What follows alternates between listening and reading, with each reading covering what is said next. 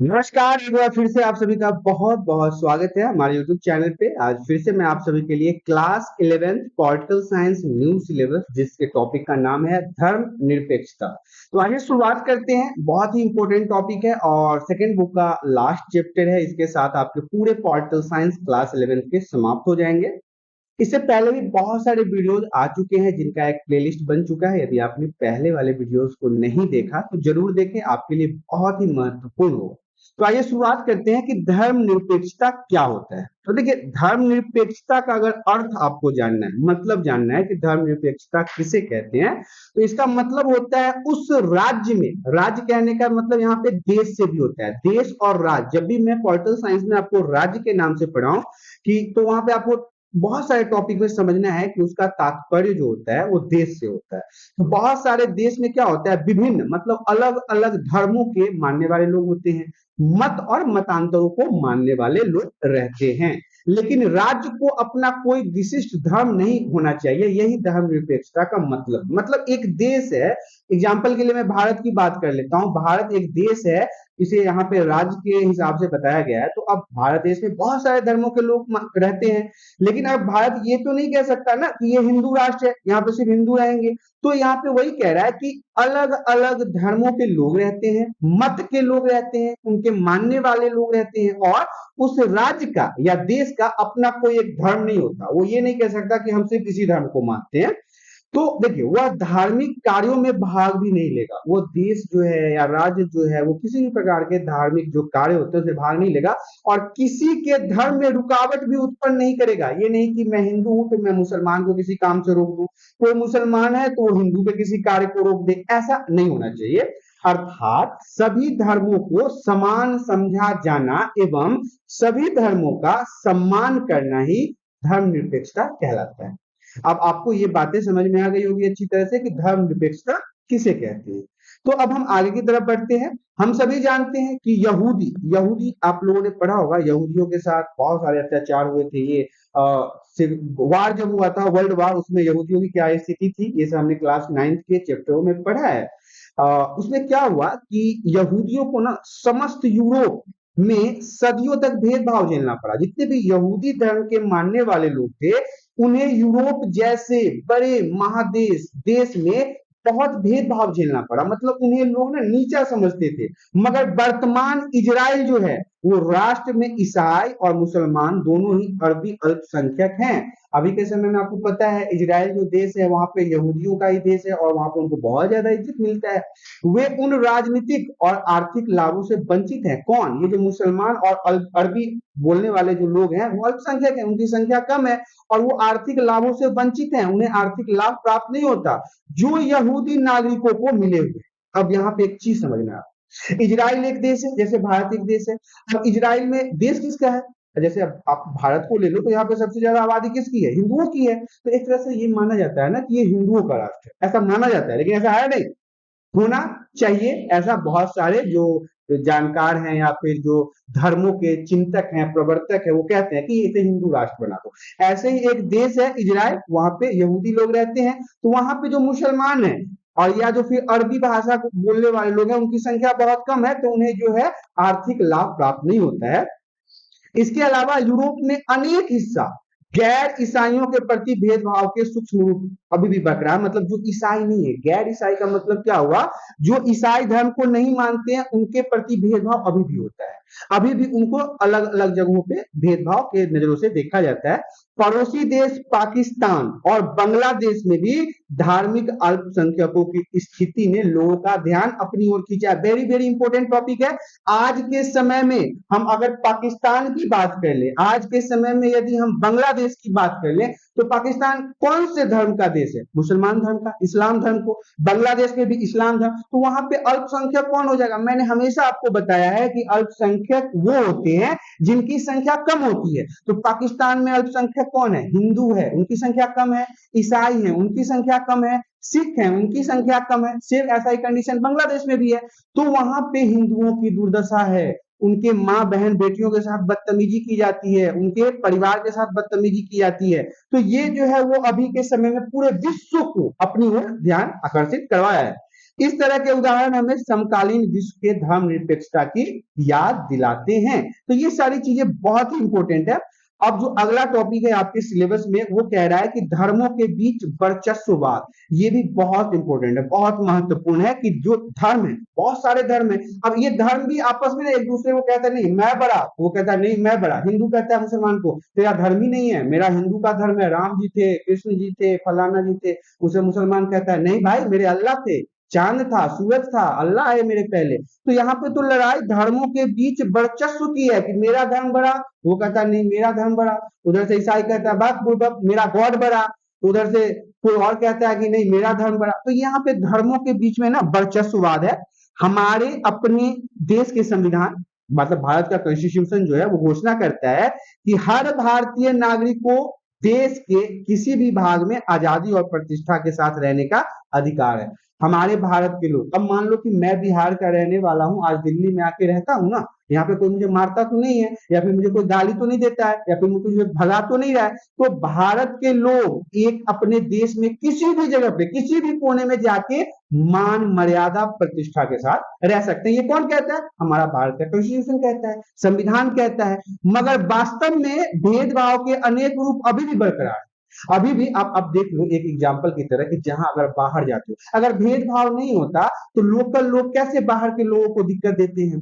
मुंबई में आपको याद होगा कि बिहारियों को मारा गया, और भी बहुत सारे ऐसे जगह है जहां पे अलग अलग राज्यों के लोगों को दिक्कत होता है। कहीं पश्चिम बंगाल में ये दंगा हो जाता है, कभी महाराष्ट्र में हो जाता है, कभी तमिलनाडु में हो जाता है। तो ये अलग अलग जगहों पे भेदभाव अभी भी मौजूद है। हालांकि मेरा संविधान कहता है कि ऐसा भेदभाव नहीं होना चाहिए, लेकिन अभी भी है। इसके कुछ उदाहरण मैं आपको बता देता हूं। पहला उदाहरण मैं देता हूं, 1984 का समय था, 1984 में दिल्ली और देश के बाकी हिस्सों में लगभग 2700 से ज्यादा सिख मारे गए थे। सिख मतलब पंजाबी लोग। कब? 1984 में दिल्ली और दिल्ली के अलावा अन्य जगहों पे, जहां मेरा गांव है वहां पे भी ये दंगा हुआ था। बहुत सारे सिख मारे गए, उनके बहू बेटियों को उठा लिया गया, उनके प्रॉपर्टी को छीन लिया गया, उनके दुकानों में लूट किया गया, उनके पैसे छीन लिए गए। और पीड़ितों के परिवारजनों का मानना है कि दोषियों को आज तक सजा नहीं मिली। सिख समुदाय कहता है कि हमारे परिवारों के साथ बदतमीजी हुआ, हमें मारा गया, काटा गया, हमारी बहन बेटियों के साथ बुरा बदतमीजी किया गया, लेकिन आज तक दोषियों को सजा नहीं मिला। ये पहला उदाहरण था। दूसरा मैं आपको उदाहरण बताना चाहता हूं कि हजारों कश्मीरी पंडित, कश्मीर में जो पहले कश्मीरी पंडित रहते थे, फिल्म वगैरह भी आई है इसके ऊपर, आप लोगों ने देखा होगा। तो उन घाटी में उन्होंने अपना घर छोड़ने के लिए उनको विवश किया गया। कश्मीर में उनको अपना घर छोड़ने के लिए विवश किया गया। सोचिए कैसा लगा होगा, जहां पे आपका अपना घर है, अपना खेत है, आपके रिश्तेदार रहते हैं, वहां पे बाहर के लोग आके आपको मारते, काटते, आपको भागने पे मजबूर करे, तो सोचिए आपको कैसा बीतता होगा। ऐसा ही कश्मीरी पंडितों के साथ हुआ। वो कश्मीर की घाटियों में रहते थे और इस्लाम धर्म के मानने वाले मुल्ले मौलवी और मुसलमानों ने उनके साथ बर्बरता किया। बर्बरता कहने का मतलब हुआ उनके माँ बहन बेटियों के साथ बुरा बर्ताव किया गया, काटा गया, उनकी जमीनें छीन ली गई, उनको मार दिया गया। और आज तक ये कश्मीरी पंडित अपने घर नहीं लौट सके, ये खत्म हो गए, उजड़ गए। अब अगला टॉपिक जो है, इसका अगला एग्जांपल 2002 में गुजरात में गोधरा दंगा। गोधरा कांड आपने सुना होगा। गोधरा कांड नहीं सुना है तो आप एक बार यूट्यूब या गूगल पे सर्च कीजिए। ये गुजरात में हुआ था। इसमें क्या हुआ, 1000 से अधिक लोग मुख्यतः मुसलमान मारे गए। इसमें ज्यादातर कौन मारा गया? मुसलमान मारा गया। इन परिवारों के जीवित जो बचे हुए जो बहुत से सदस्य थे अपने गांव वापस नहीं जा सके, जहां से वो उजाड़ दिए गए। गोधरा कांड के दौरान एक बहुत बड़ी लंबी घटना है। पहले मुसलमानों ने हिंदू के ट्रेनों में आग लगा दी, फिर हिंदू भड़क गए तो मुसलमानों को काट दिया। तो इसमें कहीं ना कहीं तो दोनों तरफ से लोग मरे होंगे, पहले हिंदू मरे फिर मुसलमान मरे। तो ऐसे में क्या हुआ कि मानवता को भंग हुआ, मानवता का अंत हुआ, मानवता मारा गया। और जो लोग गोधरा कांड में उजाड़ दिए गए अपने गांव से, वो आज तक अपने घर नहीं जा पाए। तो ये 3 उदाहरण मैंने आपके लिए रखा था। अगला टॉपिक जो है वो हमारा कहता है धर्मनिरपेक्ष राज्य। ये भी आपके एग्जाम में पूछा जा सकता है। अब इसे समझ लेते हैं कि धार्मिक भेदभाव रोकने का यह एक रास्ता हो सकता है। मतलब एक जगह पे अलग अलग धर्म के मानने वाले लोग हैं, हिंदू, सिख, मुसलमान, ईसाई। तो अब ये लोग अपने आप में जो वर्चस्वता दिखाते हैं, मैं हिंदू हूं, मेरा धर्म बड़ा है, तो इसे रोकने का ये एक रास्ता हो सकता है। हम आपसी जागरूकता से समाज में एक साथ मिलजुल के रहेंगे, हिंदू हो या मुसलमान हो या सिख हो, सब एक साथ रहेंगे, आपस में अपने बातों को समझेंगे, तो ये सब चीजें कम हो जाएगी। लोगों की सोच को बदलने की मदद से या फिर शिक्षित करके, शिक्षा अगर बच्चों को पढ़ाया जाए तो वो शिक्षित होकर इन तरह के दंगों से अलग रहेंगे। साझेदारी और पारस्परिक सहायता से व्यक्तिगत उदाहरण भी विभिन्न समुदायों के बीच पूर्वाग्रह और संदेहों को कम करने में योगदान दे सकते हैं। मतलब अगर हम अब हिंदू मुस्लिम साथ में बैठेंगे, साथ में पर्व त्योहार मनाएंगे, साथ में रहकर सारी खुशियां को बांटेंगे, तो ऐसे में क्या होगा कि हमारे आने वाले जो पीढ़ी होगी, जो बच्चे होंगे, वो देखेंगे ना कि लड़ाई झगड़ा करना अच्छी बात नहीं है। इसके लिए उसको शिक्षित होना पड़ेगा। अगर उनको शिक्षा दिया जाए, सही से पढ़ाया लिखा जाए, उन्हें अच्छा दिमाग में बातों को समझाया जाए, तो उनको संदेह कम हो जाएगा। देखिए, मुसलमानों द्वारा हिंदुओं को बचाने की कहानियां पढ़ना हमेशा प्रेरणादायी होता है। उन्हें हम ऐसी कहानियां पढ़ाएं कि हमारे देश को आजाद कराने में मुसलमान लोगों ने भी अपना योगदान दिया था। तो ऐसे में क्या होगा कि हिंदू लोगों को ना उनपे गर्व होगा, उनसे थोड़ा सा प्यार होगा, और फिर क्या होगा, उनसे इस तरह की जो समस्या है वो समाप्त हो जाएगी। लेकिन यह नामुमकिन है कि केवल शिक्षा या भलाई या धार्मिक भेदभाव को मिटा दे। ये जरूरी नहीं है कि हमने अगर बच्चों को बहुत पढ़ा दिया, बहुत अच्छी शिक्षा दे दी, तो इस तरह की बातें खत्म हो जाएगी। हमें यह देखने की जरूरत है कि धार्मिक टकराव रोकने और धार्मिक समानता को प्रोत्साहित करने के लिए किस किस्म की राज्य सत्ता आवश्यक है। मतलब किस प्रकार के शासन को लाएं कि हिंदू मुस्लिम आपस में न टकराएं, ऐसा भेदभाव न हो, धर्म के प्रति भेदभाव न हो, सब आपस में साथ में रहे, सब एक दूसरे से प्यार करें, ताकि लड़ाई झगड़ा ना हो सके। अब हम आपको धर्मनिरपेक्षता की विशेषता बताते हैं। अगर बहुत सारे देशों ने धर्मनिरपेक्षता की बातों को माना है, तो इसकी कुछ विशेषताएं होंगी। वो कौन कौन सी विशेषताएं हैं उसे जान लेते हैं कि भारतीय धर्मनिरपेक्षता की विशेषताएं इस प्रकार हैं। कुछ पॉइंट हैं जिन्हें आपको समझना जरूरी है। राज्य द्वारा सभी धर्मों का समान सम्मान और मान्यता। राज्य या देश कोई भी हो, उसे सभी धर्मों को समान मानना है और उसका सम्मान करना है। राज्य द्वारा किसी भी धर्म के कार्यों में कोई हस्तक्षेप नहीं होगा। यदि मंदिर बन रहा है तो इसमें भी कोई हस्तक्षेप नहीं, मस्जिद बन रहा है तो इसमें भी कोई हस्तक्षेप नहीं, चर्च बन रहा है तो इसमें भी कोई हस्तक्षेप नहीं। धर्म के आधार पर राज्य द्वारा कोई भेदभाव नहीं होगा। ये नहीं कि मुसलमान है तो इसे यहाँ नहीं रहने देंगे, पढ़ने नहीं देंगे, अच्छा कपड़ा नहीं पहनने देंगे, ऐसा कोई भेदभाव नहीं होना चाहिए। भारत में कोई आधिकारिक धर्म नहीं है, भारत में कोई ऑफिशियल धर्म नहीं है। कोई ये नहीं कह सकता कि ये हिंदू का राष्ट्र है, कोई ये नहीं कह सकता ये मुसलमान का राष्ट्र है, कोई ये नहीं कह सकता ये सिखों का राष्ट्र है, ऐसा नहीं है। कोई ऑफिशियल, यहाँ पे सभी प्रकार के धर्म के लोग रहते हैं।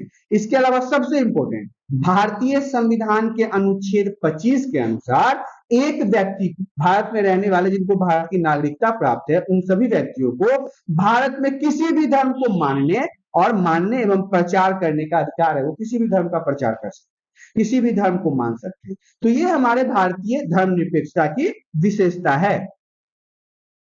आपने देखा class 11 political science new syllabus, जिसके टॉपिक का नाम था धर्मनिरपेक्षता था, वो यहाँ पे समाप्त हो गया। आशा करता हूँ कि वीडियो में दी गई जानकारी पसंद आई होगी। यदि जानकारी पसंद आई तो वीडियो को लाइक कर दे, चैनल में पहली बार आए तो सब्सक्राइब कर ले, ताकि इसी प्रकार के एजुकेशनल वीडियो आपको हमेशा प्राप्त होती रहे। आज के लिए इतना ही, धन्यवाद।